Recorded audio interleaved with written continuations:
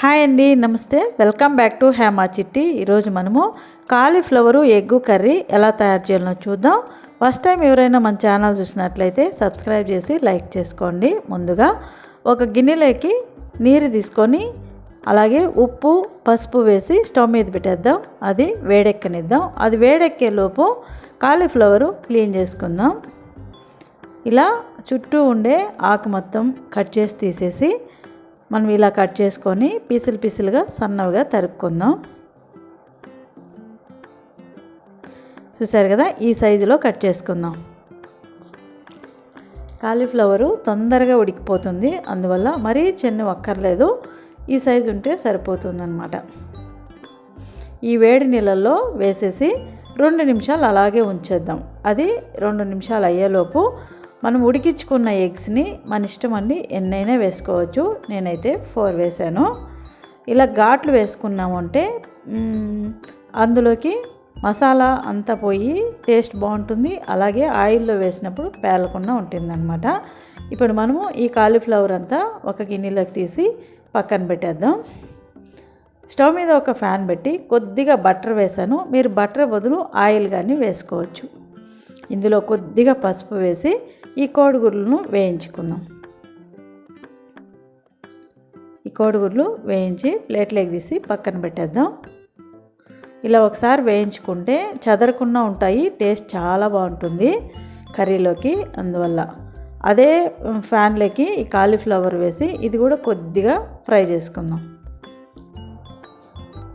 కొద్దిగా వేగిన తర్వాత కొద్దిగా కారం పొడి, కొద్దిగా సాల్ట్ వేసి ఫ్రై చేసుకుందాం. ఇలా ఫ్రై చేసేదానివల్ల టేస్ట్ చాలా బాగుంటుంది. ఒకసారి ట్రై చేయండి. మనం బటర్ వేసి వేయించాం కాబట్టి టేస్ట్ చాలా బాగుంటుంది. కొద్దిగా ఆయిల్ వేసుకొని 2 పట్లు తుంచి వేసుకొని 3 యాలకులు, ఒక 3 లవంగ మొగ్గలు వేసుకొని కొద్దిగా ఫ్రై చేసుకొని ఒక 2 ఉల్లిపాయలు సన్నగా పొడవుగా కట్ చేసి వేసుకుందాం.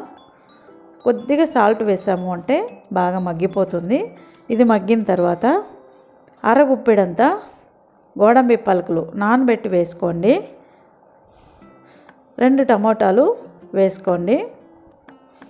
కొద్దిగా వెల్లుల్లి రెబ్బలు, కొద్దిగా 1 ఇంచి అంత అల్లం కూడా వేసేయండి. ఆ స్కిప్ కట్ అయింది. బాగా మగ్గిన తర్వాత చూడండి మగ్గిపోయింది. ఇప్పుడు స్టవ్ ఆఫ్ చేసి ఈ చల్లారబెట్టి ఒక మిక్సీ జార్ తీసుకొని ఇందులో వేసి గ్రైండ్ చేసి పక్కన పెట్టేయండి.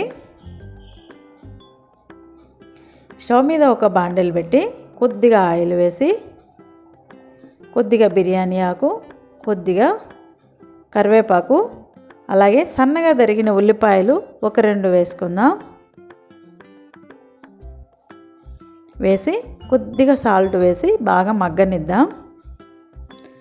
ఇప్పుడు మనము గ్రైండ్ చేసి పక్కన పెట్టిన మసాలా వేసుకుందాం. ఆల్రెడీ ఇది వేగిపోయిందే కాబట్టి చాలా టైం ఏం పట్టదు. కొద్దిగా వేయించుకుందాము. మనం ఆయిల్ తేలే వరకు వేయించుకున్నామంటే టేస్ట్ చాలా బాగుంటుందండి. ఎంత మనకు హెల్త్కి బెనిఫిట్సో తెలుసు కదా, అందరికీ తెలుసు కదా. కాలీఫ్లవరు ఎగ్స్ కూడా, కాలీఫ్లవర్ కూడా చాలా చాలా హెల్దీ అన్నమాట.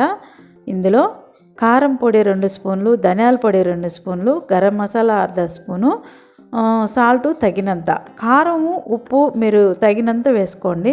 ఇలా ఆయిల్ తేలిన తర్వాత ఈ మిక్సీ జారు అదంతా క్లీన్ చేసుకున్న వాటరు, కొద్దిగా ఎక్స్ట్రా వాటర్ యాడ్ చేసుకొని ఒక కుది రానిద్దాం, ఒక బాయిల్ రానిద్దాం. మూత పెట్టేసుకుందాం.